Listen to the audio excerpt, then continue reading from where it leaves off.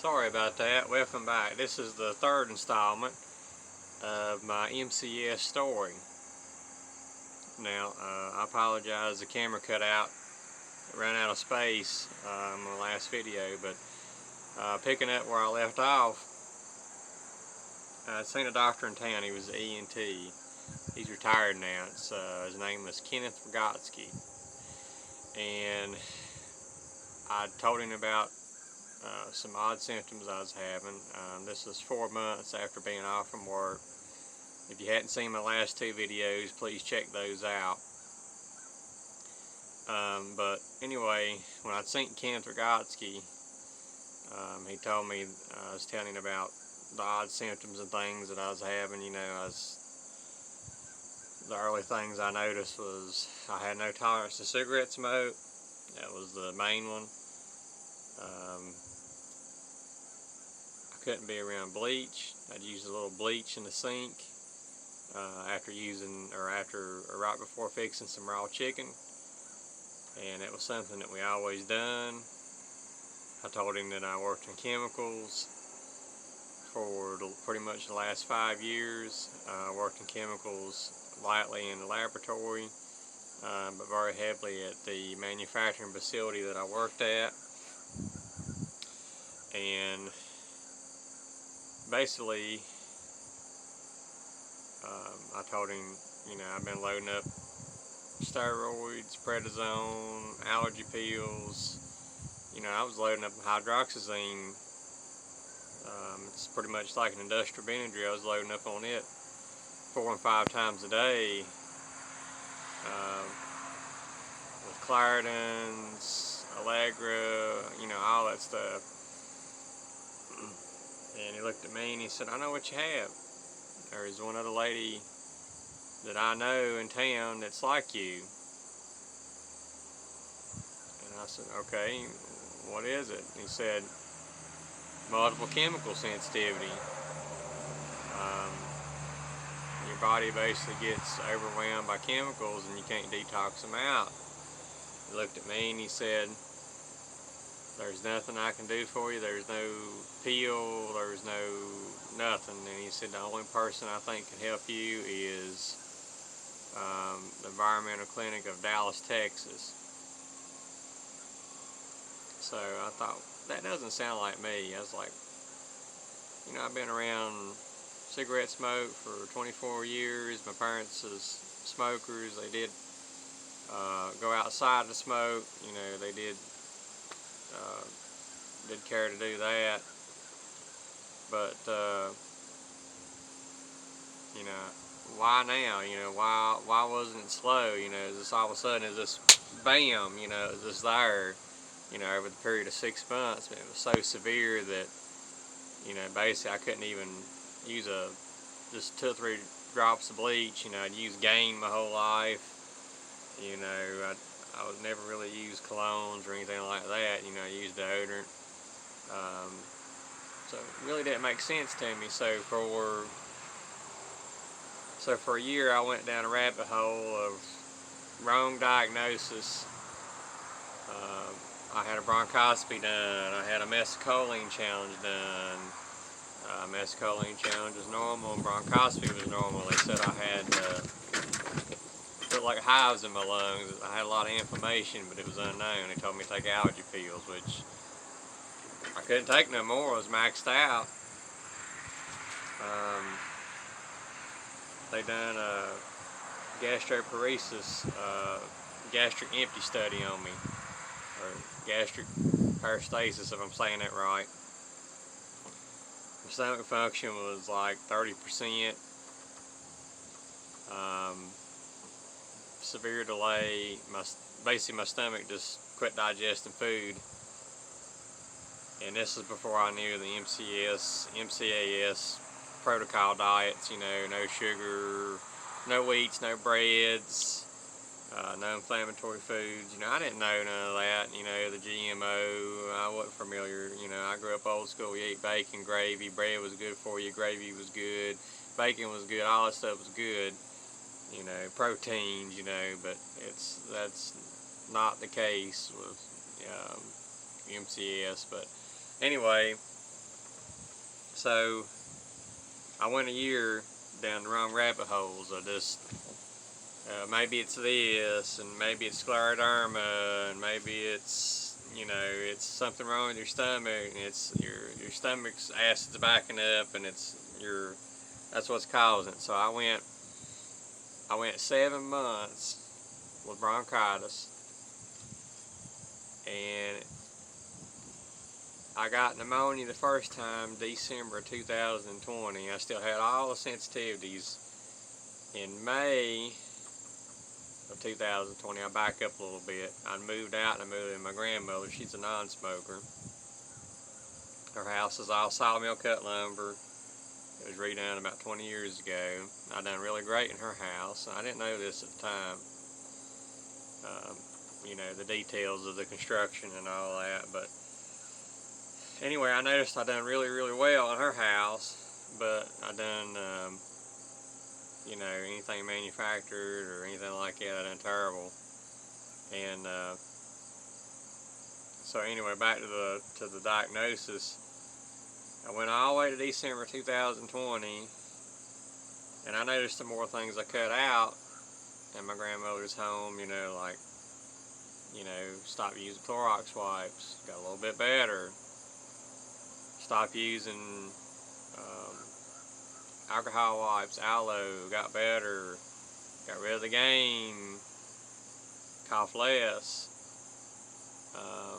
I'm real sensitive to the outdoors, you know, when my MCS developed, my outdoor allergies also 10x'd. So my cough slowly started getting a little bit better. And they had me on a ton of antacids. My GI doctor put me on famotidine.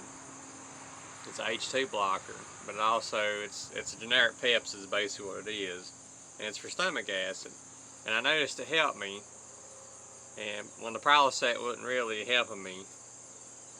So what had happened, or what transpired, was, I know I've said that a million times during these videos, but I thought, okay, you know, all these tests come up normal. You know, I've been to 35 different doctors. You know, maybe my ENT was right, you know. So I joined the multiple chemical sensitivity group, and sure enough, I started reading on there about how they were sensitive to bleach and cigarette smoke and all these different things. I thought, oh my God, this sounds just like me. You know, these people just like me. I had no tolerance to you know, mold. You know, I have a mold allergy, but you know, it used to be just a matter of taking some Claritin or some Benadryl and I was fine, but it wasn't the case with this. So, and I started reading on there. I started learning about MCAS, and it's a lot of MCS people comes or has that condition from the MCAS, mast cell activation syndrome. And I read on there, one of the big helpers to the people that has it is famotidine. Okay, well, I'd been on famotidine. I know it helped me.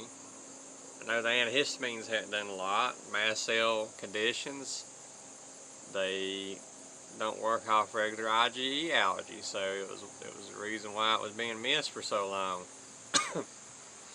So I'd seen Dallas, Texas through a telehealth visit. Stephanie McCarter, she's an environmental health specialist or environmental functional medicine doctor, might be a better wording. She told me to drink Mountain Valley, do sauna. I met some great friends on the website. They helped me out. They told me about the avoidance, you know, the waters like the Fiji, no cheese, no dairy, what to avoid, you know, just all these things I thought would say breads. You know, I noticed, you know, at my worst, I was throwing up every day, and stomach function was terrible. My EGD, they said it looked awful. You know, when they done that, I had 2 stomach surgeries that I didn't really need because my stomach acid was backing up, not because I had a stomach issue, but because the chemicals in the food was poisoning me. So I stopped the cheese, I stopped the breads, I stopped anything processed, waters, I got away from pop, all your inflammatory foods, your chemical processed stuff for the most part. I cut about 90% of that out. My vomiting stopped, my acid pretty much stopped. All that pretty much went away.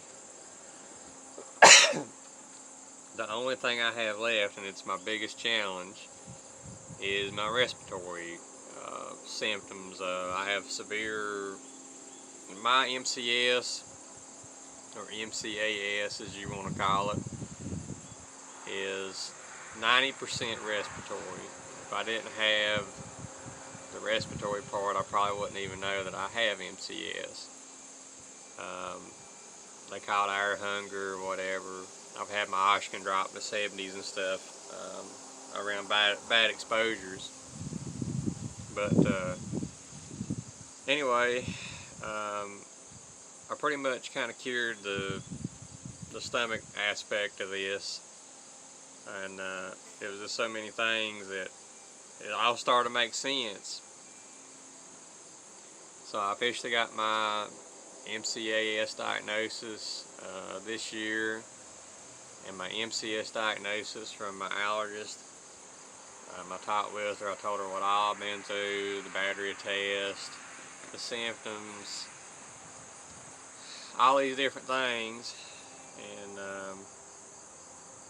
so I was doing the Epsom salt baths, the sauna. I was doing a lot better. I was improving. I wasn't coughing up blood anymore and all that. I was living with my grandmother. I stayed with her off and on. She wanted her house back. I understand that part. So I've been living in my car 3 days of the week, 4 days of the week, and I live with her a few days of the week. Gives her a break. Because she's so much that she has to do to accommodate me, and you know, not use hairsprays and all that, and you know, certain kind of detergents. You know, if she can't use detergents that she wants, you know, I use hydrogen peroxide. So I'm pretty extreme on my avoidance. What hurts me is when I'm living in my car, the pollen and the outdoor molds and stuff, it flares it up. But my sensitivities are so bad that when I just painted a room. This was right before I got diagnosed. This was like January of this year. I painted a room, I got pneumonia. I'm outside too much. I get pneumonia, bronchitis. Actually, I've been out here about 30 minutes, starting to bother me. My grandmother shampooed the carpet. I got pneumonia. I've had pneumonia 4 different times. Like I said, bronchitis, I had it for the first 7 months. Before I started doing the avoidance. I've dropped 60 pounds since my illness has started. I was 178 at my heaviest. Right now I'm about 127, 130. So like 55 pounds.